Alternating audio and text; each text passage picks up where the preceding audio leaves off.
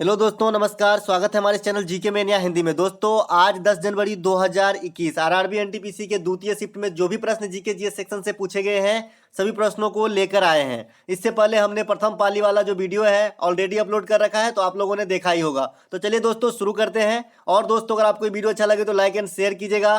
साथ ही साथ अगर चैनल पे पहली बार विजिट कर रहे हैं तो चैनल को सब्सक्राइब करके बेल बटन जरूर दबा लीजिएगा। दोस्तों, हमारा प्रैक्टिस सेट का वीडियो जो है कल 11 बजे तक आ जाएगा।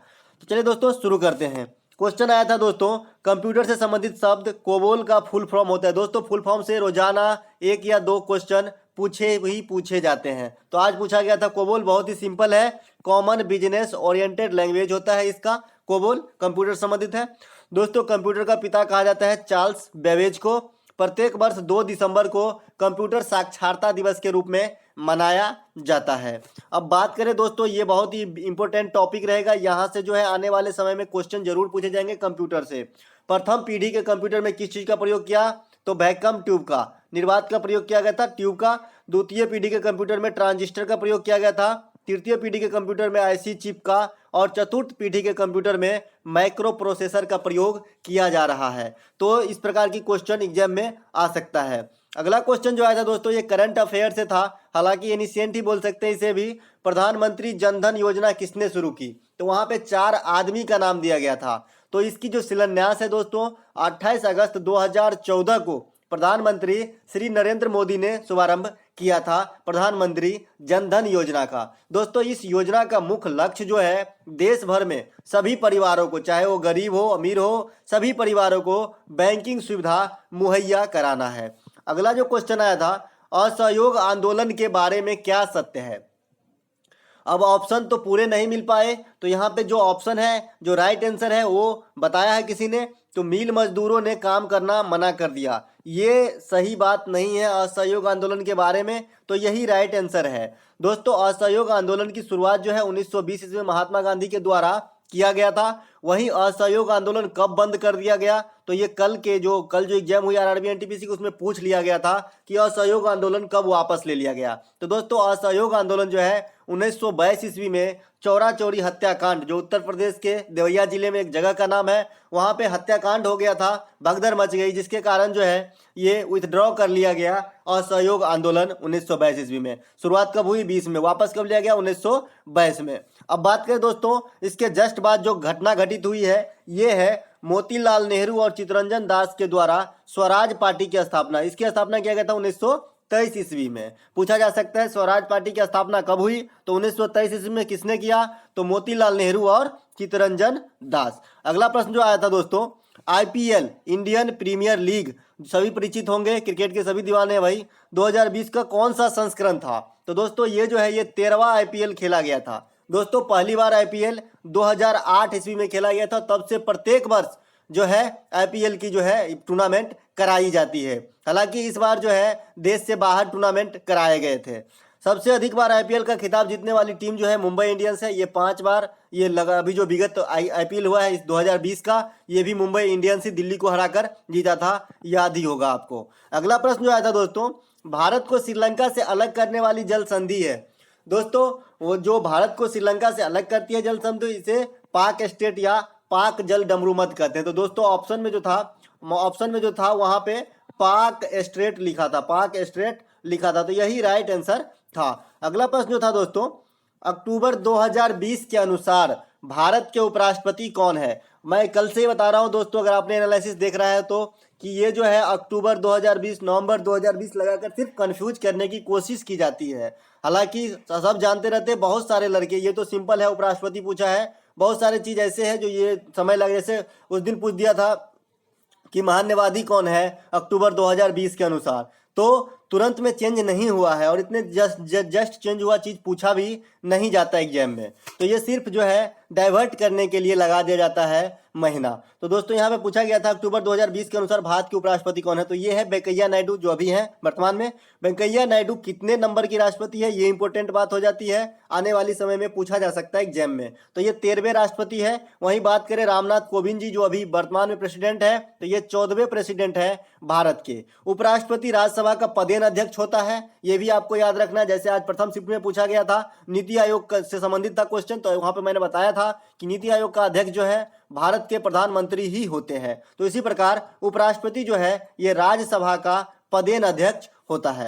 अगला प्रश्न जो आया था दोस्तों, अच्छा एक बात और, उपराष्ट्रपति जो है अपना त्यागपत्र राष्ट्रपति को सौंपते हैं। अगला प्रश्न जो आया था दोस्तों, 1857 की ऐतिहासिक क्रांति के संदर्भ में कौन सा कथन सत्य नहीं है। दोस्तों ऑप्शन तो उपलब्ध नहीं हो पाए, लेकिन इसके बारे में मैं कुछ और जानकारी आपको दे दूं।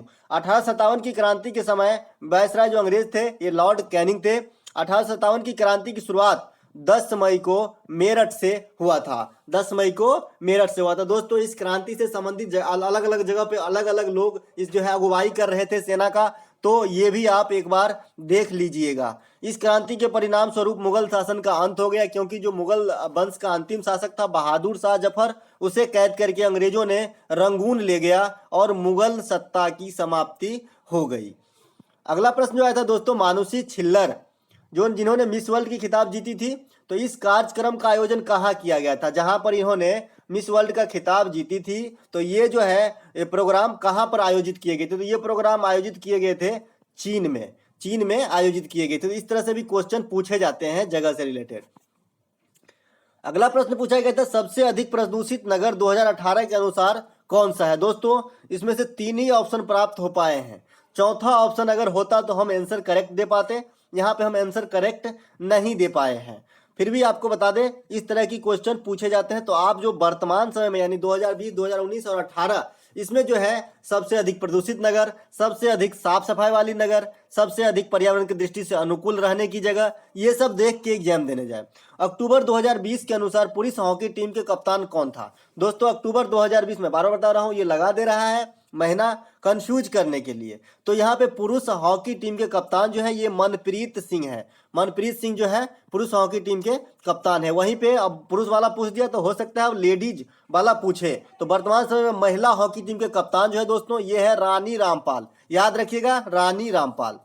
अगला देखते हैं, लुई पास्चर के द्वारा निम्नलिखित में से किस चीज का खोज किया गया था। अब ऑप्शन तो नहीं है मेरे पास, लेकिन लुई पास्चर ने जो कृत्य किए हैं उसके बारे में आपको बता रहे हैं। दोस्तों दूध का पाश्चुकरण आप देखते होंगे, दूध के पैकेट पे लिखा रहता है पाश्चुकृत दूध, यानी पाश्चुकरण से फॉर्म से गुजारा गया है। तो ये परिघटना का खोज जो है ये भी लुई पास्चर के द्वारा ही खोजा गया था।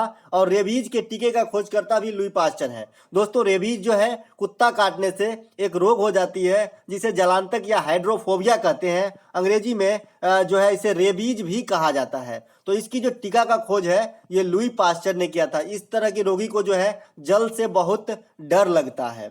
पेनिसिलिन के खोजकर्ता अलेक्जेंडर फ्लेमिंग है। रक्त परिसंचरण विलियम हार्वे के द्वारा खोजा गया। वहीं ब्लड ग्रुप के खोजकर्ता कॉल एंड स्टीनर है। डीएनए के वाटसन एवं क्रिक है। और इंसुलिन के बेंटिंग एवं बेस्टा है। अगर इतना आप कर लेते हैं तो आने वाले समय में जो है एग्जाम में पूछा जाएगा, तो हो सकता है कि इसी से पूछा जाए। अगला प्रश्न जो आया था दोस्तों, पादप जगत के भागों में से एक है। दोस्तों पादप जगत जो बांटे गए हैं उसमें से एक ऑप्शन में ब्रायोफाटा था। तो ये जो है पादप जगत का एक भाग है। ब्रायोफाटा कुल के जो पौधे होते हैं ये स्वपोषी होते हैं। स्वपोषी और परपोषी नाम सुने होंगे आप, स्वपोषी और परपोषी। परपोषी वो होते हैं जो दूसरे पे आधारित रहते हैं अपनी जिंदगी हेतु, लेकिन स्वपोषी वो होते हैं जो अपना खाना स्वयं बनाते हैं। तो ब्रायोफाटा कुल के जो पौधे होते हैं वे स्वपोषी होते हैं तथा उभयचर किस्म के होते हैं, जल और स्थल दोनों में पाए जाते हैं।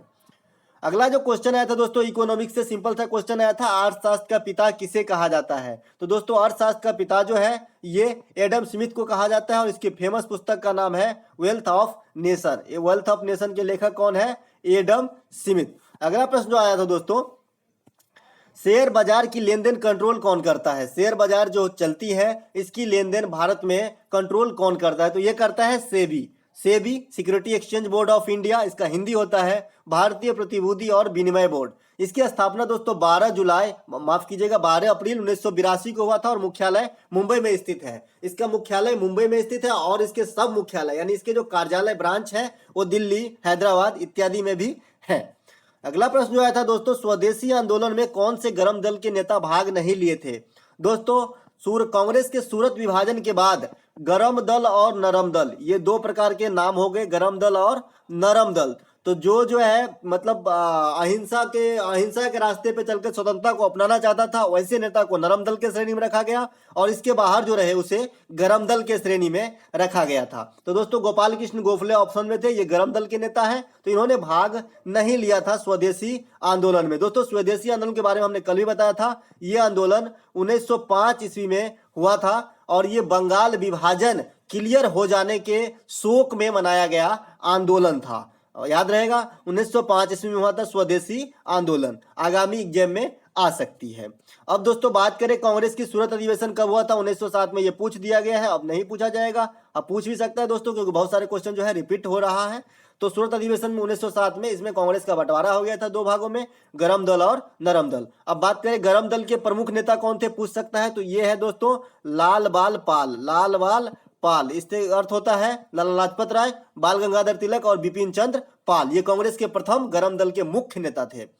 अगला प्रश्न जो आया था दोस्तों, भारत में परमाणु ऊर्जा के जनक किसे कहा जाता है। दोस्तों भारत में परमाणु ऊर्जा का जनक होमी जागीर भाभा को कहा जाता है। दोस्तों बार्क जो है ये मुंबई में है, बार्क जो है BARC ये मुंबई में है, भाभा एटॉमिक रिसर्च सेंटर ये मुंबई में है, तो आप ये भी याद रखिएगा। मिसाइल मैन ऑफ इंडिया किसे कहा जाता है, तो APJ अब्दुल कलाम साहब को। रॉकेट मैन ऑफ इंडिया कहा जाता है K Sivan को। K Sivan क्या है, वर्तमान में इसरो के प्रमुख है। इसकी कार्यकाल जो है 2022 ईस्वी तक बढ़ा दिया गया, ये रिटायर हो रहे थे लेकिन अब 1 साल की जो है कार्यकाल इसका बढ़ा दिया गया है, तो अब ये 2022 तक रहेंगे। बर्ड मैन ऑफ इंडिया किसे कहा जाता है, तो ये सलीम अली को कहा जाता है। महान पक्षी विज्ञानी भारतीय हैं सलीम अली, तो इसे बर्ड मैन ऑफ इंडिया कहा जाता है। अगला प्रश्न जो आया था दोस्तों, निम्नलिखित में से कौन सा राष्ट्रीय उद्यान भारत में नहीं स्थित है। दोस्तों बड़ा अटपटा सा राष्ट्रीय उद्यान था, बता रहे थे जिन्होंने एग्जाम दिया है, तो इस तरह याद नहीं रह पाया उनको, तो हमने ऑप्शन नहीं दिया है, फिर भी राष्ट्रीय उद्यान से संबंधित कुछ प्रश्न आपको बता रहे हैं। सबसे अधिक राष्ट्रीय उद्यान भारतीय राज्य मध्य प्रदेश में स्थित है। यहाँ पे सबसे अधिक नेशनल पार्क है पूरे इंडिया में मध्य प्रदेश के अंदर। भारत का सबसे बड़ा राष्ट्रीय उद्यान हेमिस राष्ट्रीय उद्यान, बहुत अच्छा क्वेश्चन रहेगा। और भारत का सबसे छोटा राष्ट्रीय उद्यान साउथ बटन राष्ट्रीय उद्यान जो है ये है अंडमान निकोबार द्वीप समूह में स्थित। साउथ बटन है दोस्तों, मिसप्रिंट हो गया है, साउथ बटन राष्ट्रीय उद्यान है अंडमान निकोबार में। तो ये भारत का सबसे छोटा राष्ट्रीय उद्यान है और भारत का सबसे बड़ा राष्ट्रीय उद्यान हो जाएगा हेमिस राष्ट्रीय उद्यान जम्मू कश्मीर। अगला प्रश्न देख लेते हैं, कांग्रेस के वरिष्ठ नेता राहुल गांधी से एक प्रश्न आया है पप्पू से, तो ये कहां से लड़े थे। दोस्तों राहुल गांधी लड़े थे वायनाड और अमेठी से, यहां से लड़े थे चुनाव, जहां से वायनाड से तो जीत गए लेकिन अमेठी से हार गए।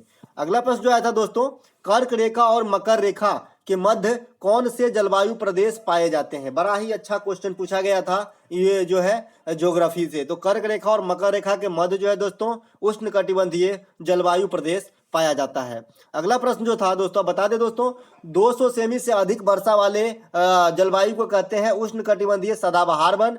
100 और 200 के मध्य जो बीच में जो वर्षा होती है, औसत वर्षा 100 और 200 सेमी तक होती है, तो उसे कहते हैं उष्णकटिबंधीय आर्द्र या शुष्क पर्णपाती वन। अब अगला देख लेते हैं, जमीन पर फैलने वाली सब्जियों की व्यापारिक कृषि कहलाता है। तो ये किया जाता है ओलेरी कल्चर के अंतर्गत, जैसे कोहरा वगैरह जो जमीन पर फैलने वाली सब्जी है, खीरा ककम्बर, तो ये सब सब्जियों का खेती व्यापारिक स्तर पर किया जाए तो इसे कहा जाता है ओलेरी कल्चर। बता दें दोस्तों, खरीफ रबी और एक जायद फसल होती है, इन तीनों को भी देख के जाइएगा क्योंकि अभी तक इससे क्वेश्चन तो नहीं आया है लेकिन आने वाले समय में यहाँ से क्वेश्चन आने की पूरी संभावना है। अब बात करें दोस्तों रेशम की कीट हेतु जो शहतूत की कृषि की जाती है, माफ कीजिएगा, उसे मोलेरी कल्चर कहते हैं। और बिना मिट्टी के पौधे का संवर्धन हाइड्रोपोनिक्स कहा जाता है। ये बहुत इंपॉर्टेंट रहेगा आने वाले एग्जाम के लिए। और वायु में पौधों को उगाना एरोपोनिक कहा जाता है। अब इस वीडियो का ये लास्ट क्वेश्चन है दोस्तों, अगर अच्छा लगे तो लाइक एंड शेयर सब्सक्राइब जरूर कीजिएगा। सतीश धवन अंतरिक्ष केंद्र कहाँ स्थित है, सभी परिचित होंगे, यहाँ से जो है बहुत जो लॉन्च किया जाता है, तो ये है आंध्र प्रदेश में। सतीश धवन अंतरिक्ष केंद्र आंध्र प्रदेश में है। आंध्र प्रदेश में कहाँ, श्रीहरिकोटा में स्थित है सतीश धवन अंतरिक्ष केंद्र। इसरो का मुख्यालय कहाँ है दोस्तों, बेंगलुरु में। इसरो की स्थापना कब हुई, 1969 में। वर्तमान में इसके प्रमुख के है के सिवान है। के सिवान जो है इसका प्रमुख है वर्तमान में इसरो के। डेथ वैली कहाँ स्थित है, तो ये स्थित है कैलिफोर्निया में। डेथ वैली जो है ये कैलिफोर्निया में स्थित है, इसे हिंदी में मृत्यु घाटी भी कहा जाता है। तो चलिए दोस्तों इस वीडियो में इतना ही। आशा करते हैं कि अच्छा लगा हो, अच्छा लगा तो लाइक सब्सक्राइब जरूर कीजिएगा।